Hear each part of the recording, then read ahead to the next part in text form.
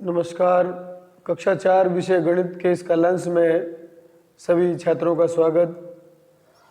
इसमें प्रश्न नंबर 5 और प्रकरण संख्याओं में जोड़ प्रश्नावली 3।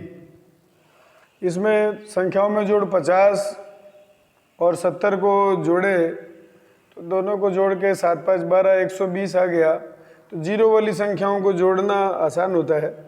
तो जीरो से पहले वाला 7 और 5 12 होता है, एक जीरो लगा दिया 120 हो गया। इसमें दूसरा सवाल 30 में क्या जोड़ें कि 50 हो जाए।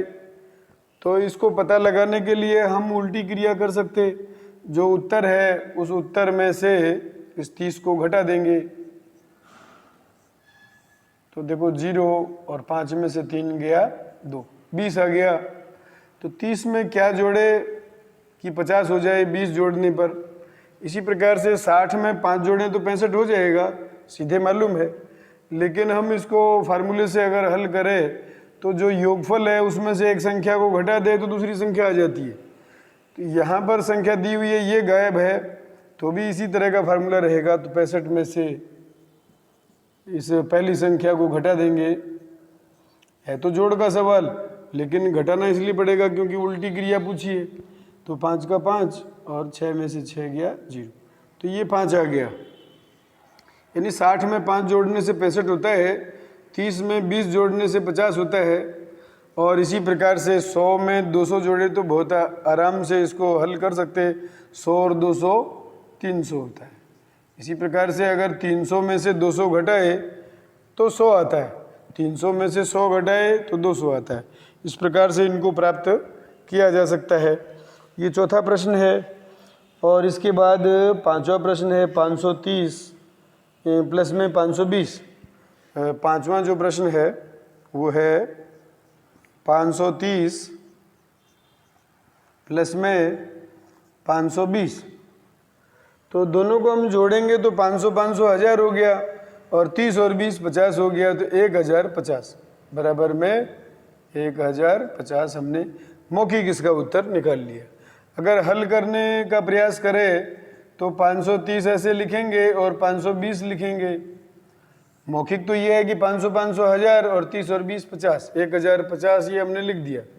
तो 0 0 0, 3 में 2 जोड़ा तो 5, और 5 और 5 10। इस प्रकार से ये 1050 हमें प्राप्त हो गया।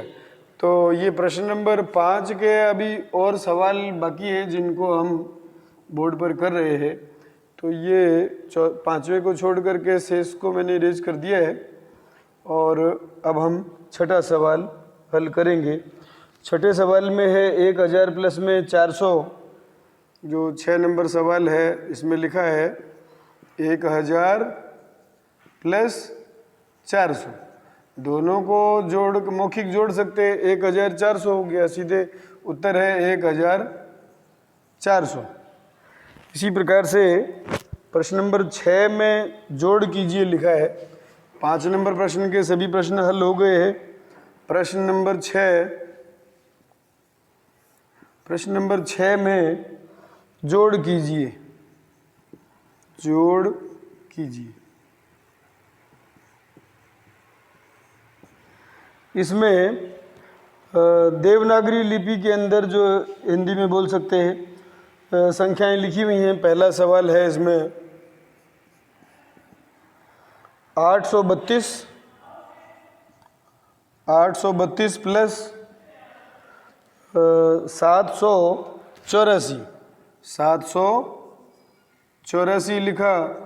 बराबर में इसको अपने हल करेंगे तो देखिए इसमें दोनों संख्याओं को लिख करके अपने हल करते हैं। यहाँ पर 832 इस जगह पर 832 और 784, ये 784 जोड़ का सवाल है। इसको अपने स्तंभ विधि के अंदर हल कर रहे हैं, ये पंक्ति विधि थी।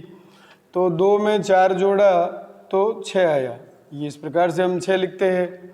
तो 8 और 3 11, 11 का 1 हम इस प्रकार से लिखते हैं, और 1 हासिल को यहाँ पर दिखाया जाता है। इसी प्रकार से 8 और 1 9, 9 और 7 16, 16 का 6 यहाँ पर रहेगा, 1 इस जगह पर। दोनों को एक साथ नहीं लिखना, थोड़ी दूरी बना के रखना। इकाई, दहाई, सैकड़ा और ये हज़ार के स्थान पर रहेगा। तो इस तरह से ये पहला सवाल हो गया है। दूसरा सवाल एक और है, 464 सेकंड नंबर सवाल में है 464 और 456 प्लस 456।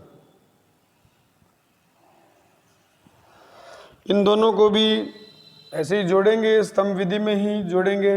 इसको हमने रफ कार्य यहाँ पर करने के लिए स्थान है तो यहाँ लिख सकते हैं अपने।